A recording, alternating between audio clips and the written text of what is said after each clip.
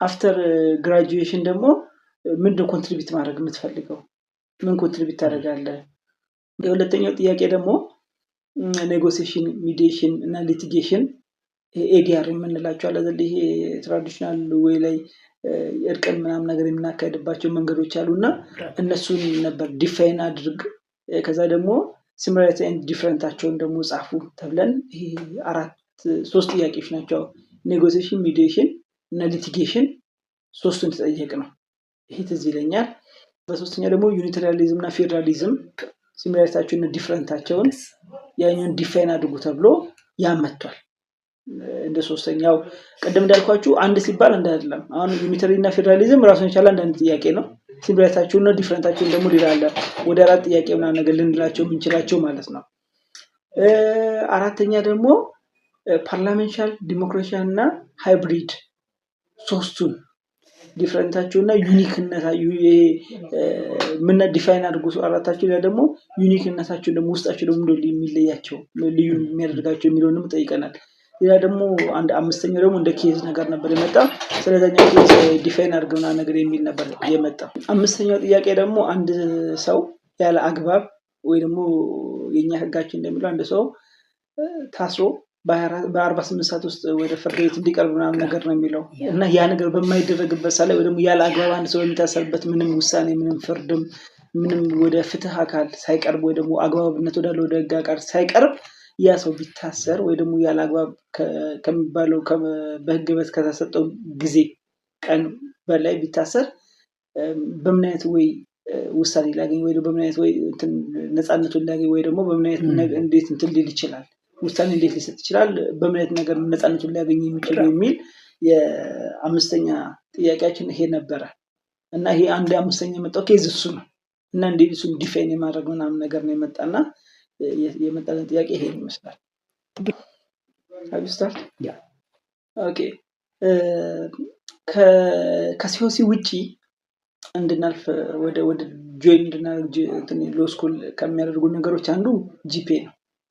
ጂፒ ማለት በፈርስት ሴሚስተር ላይ የምንሰራቸው ውጤቶች አሉ። ግሬድ ፖይንታችን ማለት ነው። አንደኛው እሱ ነው። እሱኛው ወደ እንድናልፍ የሚያደርገው ሁለተኛ ደግሞ የኢንትራንስ ውጤታችን ነው ወደ ጅማ ዩኒቨርሲቲ። ምክንያቱም የኢንትራንስ ውጤታችን የራሱ ፐርሰንት አለው። ጂፒኤ ሲጀመር ገና ሎ ስኩል ለመግባት አይደለም ለመመዝገብ ራሱ ኢምፖርታንት የሆነው መጀመሪያ ወሳኝ እሱ ነው። ለወንድ ይሄ ለሴት ተብሎ የሚመዘገበው ውጤት ማለት ነው። በእኛ እንደውም በጅማ ለሴት 275 ነበር፣ ለወንድ ደግሞ 3 ነበረ እና ደግሞ የኢንትራንስ ውጤታችንም ደግሞ እሱም እንትን ነበር በቃ ግዴታ የነበረ ነውና እሱ ምናምን አቨሬጅ ተይዞ ነው ከሲኦሲ ጋር ተደምሮ ለሎ ስኩል የሚያበቃው ማለት ነው። በዛ መስፈርት ነው የገባነው። ኦኬ በውጤቱ ላይ አብዛኛው ሰው የሚጠይቀው ሞር ደግሞ ይሄን የሚመለከት አንድ ዲሲፕሊን እንደ ኤክስፒሪየንስ አፈርማቲቭ አክሽን ነበረ።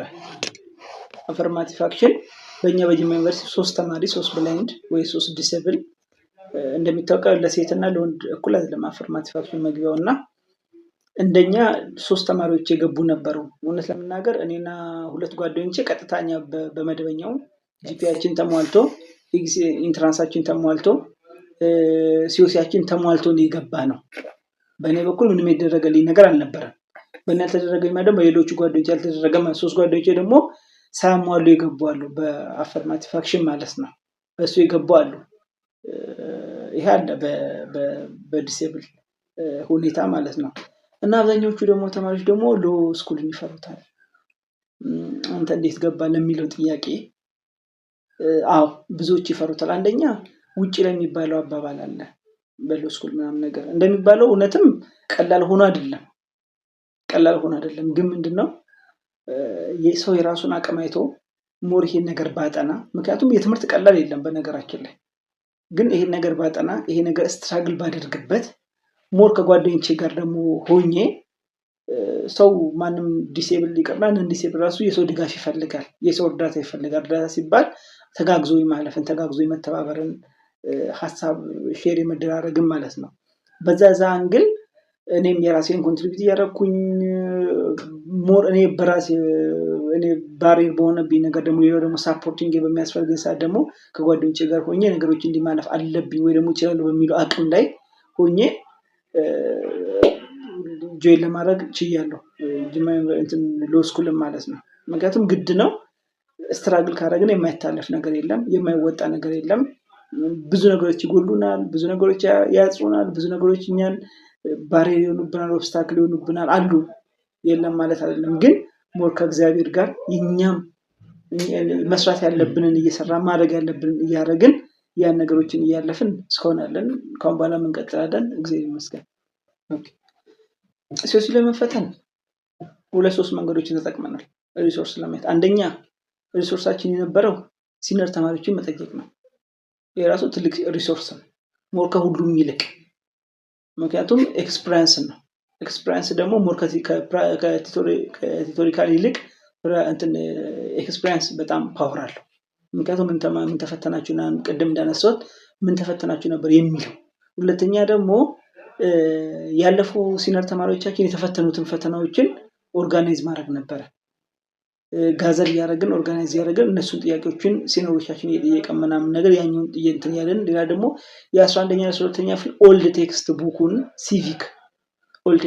ሲቪክን ጥያቄዎችን መጽሐፎችን እያነበብን እዛ ላይ ደግሞ የሪቪው ኩዌሽኖችን የወጡት ምናምን ነገር እነሱን በደንብ እያየን ኢላቦሬት እያደረግን ዳይጀስት እያደረግን በደንብ እሱን ነገር በደንብ ተጠቅመንበታል። ሶርስ የተጠቀምነው እሱን ነው። በእኛ ባች ትዝ ይለኛል 2016 ላይ ከ200 በላይ ተማሪ ነው የተፈተነው፣ ሲኦሲ ማለት ነው። 200